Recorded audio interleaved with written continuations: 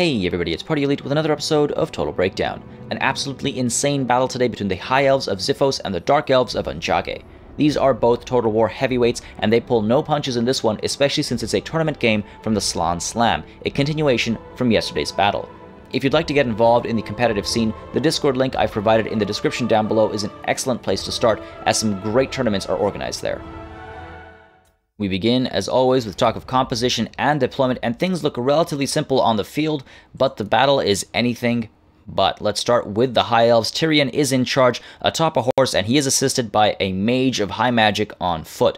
The front line consists of these 2 units of White Lions of Shrace, alongside these spearmen on either flank, protecting these 3 units of archers that are kept very far apart so that if anything manages to charge through the front lines, they're able to support each other from range. Then, right behind them, we've got 2 units of White Lions of Shrace on either flank with these Sword Masters of Hoeth right down the middle, and these guys can push forward and provide support wherever necessary alongside these Dragon Princes all the way at the back here, who can also push forward through the center, or of course they can push in for flanking maneuvers, rear charges, or chasing after artillery, archers, whatever the Dark Elves might bring to the field. On the other side of the field, again, looks relatively simple to start things off. Malekith is in charge atop a Cold One alongside a Sorcerer of Shadows on foot. The front line consists of these Harganeth Executioners in the center, and the Blackguard Corsairs to one side, and the Blackguard Corsairs with handbows to the other. They're able to fire away while moving, so they can get some damage done while charging into the enemy, or while the enemy charges into them as well, and then the Bleak Swords on either end with their silver shields will be relatively safe from missile fire.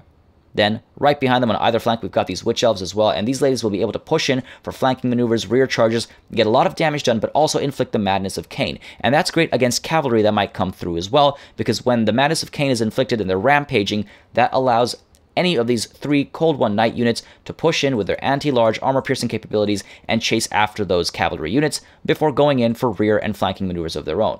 We also have these 2 Dark Riders with the repeater crossbows able to push off to the side and fire into the backs of the enemy, or of course charge into enemy archers, while over here the repeater bolt thrower ensures the High Elves have to push down the field.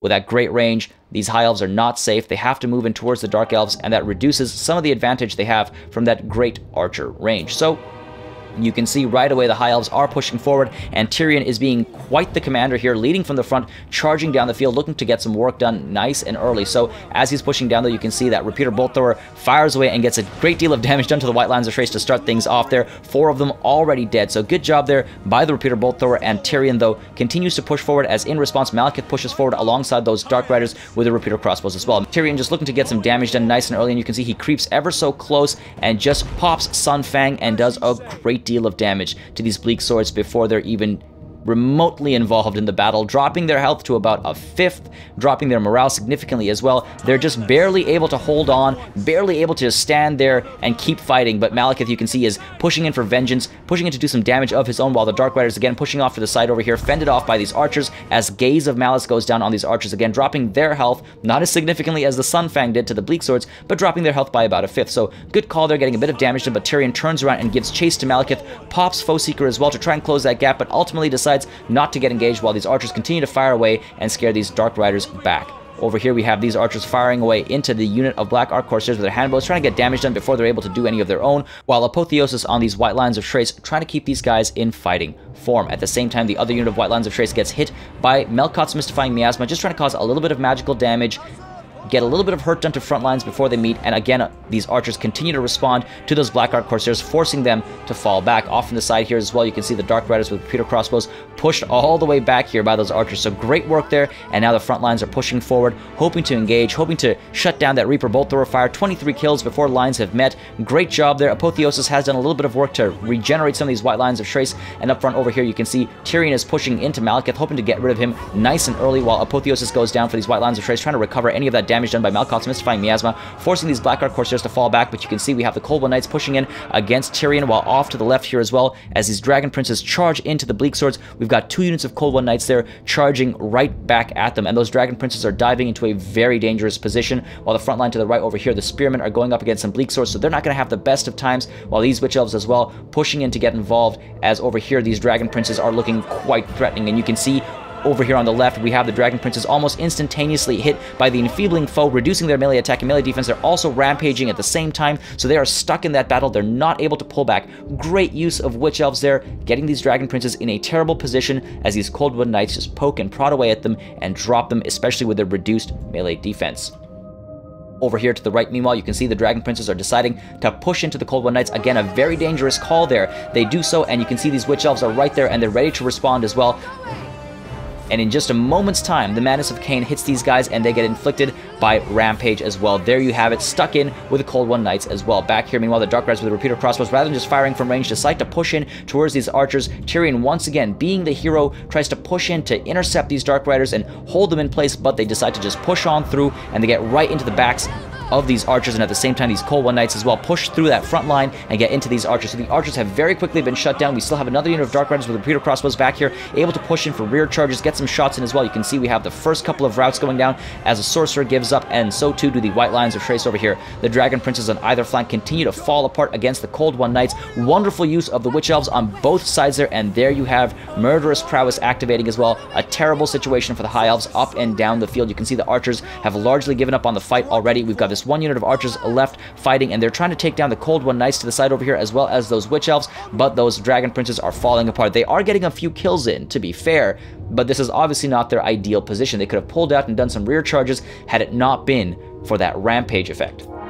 Tyrion, meanwhile, looking for an opportunity to get engaged somewhere, while over here we have these Spearmen diving in as well, maybe chasing after some of these Dark Riders with repeater crossbows, trying to keep them at bay, and you can see there's the order to give chase to those guys and keep them far away from the battle, while over here, Malekith dives in on Tyrion, trying to get some damage done. The Cold One Knights as well, poking and prodding away as they are anti-large and armor-piercing, and Tyrion, of course, is on a horse. Gaze of Malice goes down on these archers again, just trying to get rid of all of that range support, while over here we have Foe Seeker active. I think Tyrion is trying to get out of that terrible situation, and to the left, those Dragon Princes continue to fall apart, but the Cold One Knights aren't having the best of times either. They are falling apart. They're very low on morale. They're very low on health as well. And over here you can see Tyrion is hit by the enfeebling foe, and his health is dropping rapidly. He is not in an ideal spot here. His melee attack is reduced, and his melee defense is reduced as well. They're still high stats, 51 and 33, but Malekith at 81 and 55 is getting a lot of work done, especially with those Cold One Knights right next to him as well. Over here up front as well, we have Word of Pain on the Sword Masters of Hoeth, reducing their melee attack capabilities as well, while over here the Bolt Thrower continues to fire away into their backs, and in comes Melkoth's Mystifying Miasma on these Sword Masters of Hoeth as well. Great job there, reducing their capabilities, reducing their will to fight, and their strength as well, getting rid of a very threatening unit. So wonderfully done there, as these archers now firing away at some of these Dark Riders with repeater crossbows, but they should be engaged in melee with the repeater Bolt Thrower here that continues to fire away. Tyrion, meanwhile, pushes in against Malekith once more, takes a terrible charge there. The enfeebling foe is still active, so he's in a horrible spot, and you can see his morale and health dropping very quickly there, while off to the left over here as well, we have a pretty rough spot for these Dragon Princes, for these Spearmen, and the White Lions of Trace. Now, the Witch Elves are being beaten down. It's taking time, but they are falling apart. Their physical resistance is doing a lot of work here.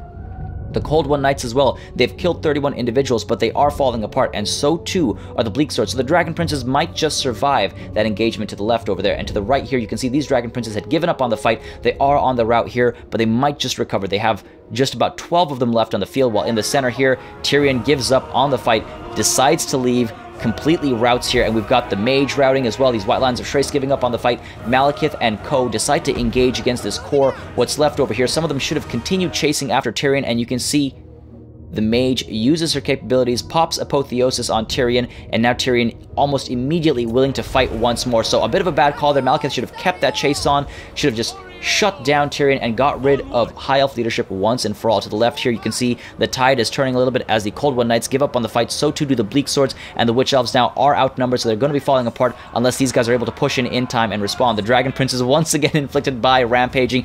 Malekith comes in for a beautiful charge into the backs of these White Lions of Trace, getting them to rout instantaneously. Very nicely done, and the Dragon Princes rout as well. So beautifully done by the Dark Elves, using resources to just shut down that left flank, and the front lines have been all but obliterated. Off to the side over here, these Dark Riders with the repeater crossbows continue to fire away into these clumps, while these Dragon Princes are being assisted by Apotheosis. Again, a very important unit there. If they can be brought back to life and used to fight, they can do wonderfully. Over here, diving into the Cold One Knights, using their brilliant charge bonus of 80 to do a lot of hurt there on the charge, and these Cold One Knights are very quick to give up now. Their morale is dropping dropping significantly. They're wavering now. Tyrion is there as well, and the Cold One Knights completely give up on the fight. They shatter, they die, and they leave the field. Off in the distance over here, you'll see we've got a couple of these units rallying now. The White Lines of Trace willing to get back into the fight. These Dragon Princes as well willing to get back into the fight, while we have a few more shatters for the Dark Elves. Over here, the Dark Riders with the repeater crossbows continue to fire away at these very threatening units, while Tyrion over here is giving chase to the Sorcerer of Shadows, trying to shut down that magical support, trying to get rid of it before it's able to do things like hit these Dragon Princes with Malkoth's Mystifying Miasma. Beautifully done there, but they're still able to get a charge into the Hargoneth Executioners despite their wavering status, despite the magical damage being done there, and Tyrion continues to apply pressure to the Sorcerer over here, just removing that magic from the field. The Dark Riders with the repeater crossbows, though, looking to get involved a bit more directly, maybe charge into melee, scare some of these guys off, while these Dragon Princes are made to rout. Over here, you can see Tyrion gets charged, trying to separate the Sorcerer, trying to keep her alive with just 2 hit points left, just 2 points of health left. She's able to pull away into safety. Over here, meanwhile, the White Lines of Trace are falling apart while Tyrion is getting some more assistance through Apotheosis. Very important that Apotheosis here, keeping him alive. The Mage needs to be shut down. We have the Swordmasters of Hoeth pushing into these guys, but the Arrow Fire ultimately gets them to rout, while the Dragon Princes once again rally and immediately rout right after. A very hard time for the High Elves, and you can see the balance of power is just not in their favor. Over here, Malekith decides to go all the way around and gets a nice rear charge into Tyrion, but unfortunately not doing as much damage as maybe he was hoping for, while off to the side over here, we have Sunfang going in as well, just absolutely devastating the Witch Elves, devastating these Dark Riders with repeater crossbows, and doing a touch of damage to Malekith as well. So beautiful use of Sunfang. Even though it decided to interrupt me, as I was saying, the Dragon Princes come charging into the side over here and push these Reaper Bolt Thrower crew members off to the side. So wonderful 1-2 punch there. Sunfang there has done a lot of work. These guys are all routing. Another Apotheosis comes in to help Tyrion out there as he dukes it out with Malekith. Tyrion also uses Foe Seeker just to keep his vigor up in that fight against Malekith, but we have these Dark Riders with repeater crossbows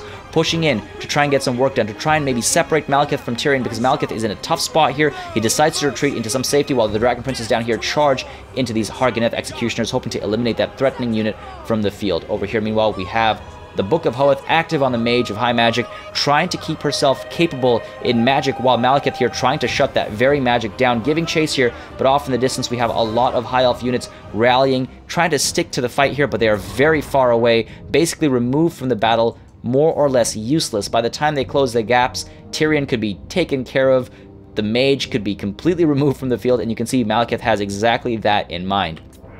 Riding her down, getting her to rout, and Tyrion is too far away, and so too are these Dragon Princes, too far away to respond, but they try anyway. They push in towards Malekith, hoping to maybe scare him off and get him to disengage, but you'll see the Mage here putting up a decent fight despite routing. Malekith's just trying to finish her off, but she's still standing. She has a fair bit of health left, trying to run away, and now the threat is very real. The Dragon Princes as well as Tyrion closing that gap there, and Malekith decides to disengage and pull away as these Bleak Swords are pushing in to try and intercept and free Malekith up once more so he can push back into the Mage of High Magic. But here you can see Tyrion just pushing in again like an absolute champion, coming in with the Dragon Princes, getting a nice charge in there, reducing Malekith's health significantly, dropping him to about, well, he's got 300 hit points left, more or less. He needs to get out of the situation. It's a very tough spot. Foe Seeker active on Tyrion as well, keeping his vigor up, and Malekith decides to stick and fight and ultimately drops dead. Good try there, but unfortunately Malekith has been removed from the field, and Dark Elf leadership now is going to suffer for it. These Dragon Princes turn around alongside Tyrion, engage right away. Apotheosis goes down, trying to keep these Dragon Princes alive, and those Bleak Swords stick around for a surprising amount of time. Having just seen the leader drop, you'd expect them to break a lot faster, but ultimately they do give up on the fight, and off to the side over here, the Reaper Bolt Thrower continues to fire away. 68 kills, that should just not be allowed. Dropping some of those Dragon Princes. You saw that snipe go down, that one Dragon Prince just dropped there, and these Spearmen are back there poking and prodding, but the Reaper Bolt Thrower is still able to fire away, so the Dragon Princes and Tyrion now turn around, trying to close the gap over there, trying to shut that artillery piece down finally after it's got 69 kills. And as they close the gap, you can see more of those shots going in, dropping those Dragon Princes. What beautiful shots, great accuracy, but these guys are coming threateningly closer and closer. A couple more shots going in, a couple of misses now. Apotheosis once more helping those Dragon Princes out, but they decide to rout anyway, give up at the last stretch over here, but Tyrion makes it through and charges into the Reaper Bolt Thrower, tossing those guys around, destroying their artillery pieces and getting them to rout. But the Witch Elves are right here.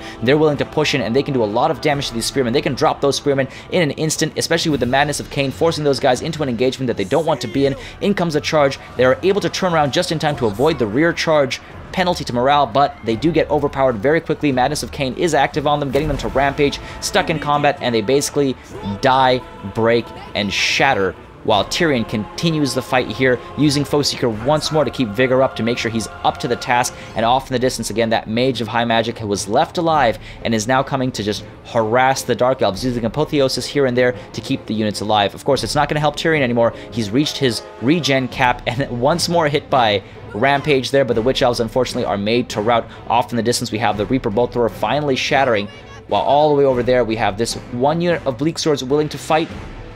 And over here, we have this one unit of Blackguard Corsairs willing to fight as well. So it's 2v2, one could say, as Tyrion pushes in to rejoin forces with the Mage of High Magic, and they have to be very careful with their engagements here. If they get fully surrounded, if they get poked and prodded enough, the morale can drop, and if the Mage gives up, then Tyrion's leadership might drop a little bit as well, and it can all go south for the High Elves. But they do have the upper hand here. According to the balance of power, they are very much able to come out on top in this situation, and now Tyrion here charging in towards these Bleak Swords over here, trying to take care of these guys first, but of course, right away, these Blackguard Corsairs turn around to give chase as well. Tyrion dives in, gets a decent charge in there, tossing some of these guys around, but right away, they decide to surround him as these Blackguard Corsairs push in, continue to push in, hoping to get some damage done, but you can see the Bleak Swords very quickly falling apart. We have another Foe Seeker going down, just keeping vigor up, turning around now, pushing in towards these Blackguard Corsairs again, trying to get some damage done in there, and if another Apotheosis can go down on Tyrion, he can do a lot of work. Of course, it won't regenerate his health, but he will start to cause fear, but you can see already we've got these guys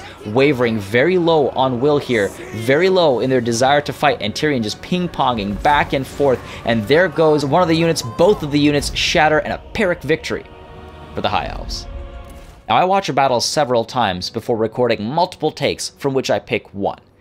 Despite having seen this one so many times, I still expect a different end every time I watch it. The swing from one end to another is vicious, and both commanders made excellent moves throughout the battle.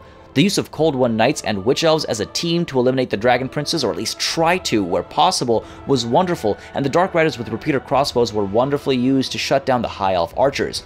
Some excellent leader ability skirmishing and magical skirmishing at the start of the battle was really nice as well, and I think the power of a well-used Sunfang was extremely well showcased here.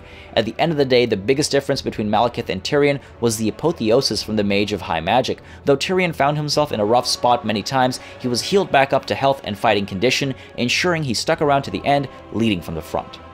As always, make sure you subscribe to this channel for more Total War content and keep sending in those battle replays. I do think it's one of the best ways to learn, and it's great to see such amazing battles from the community.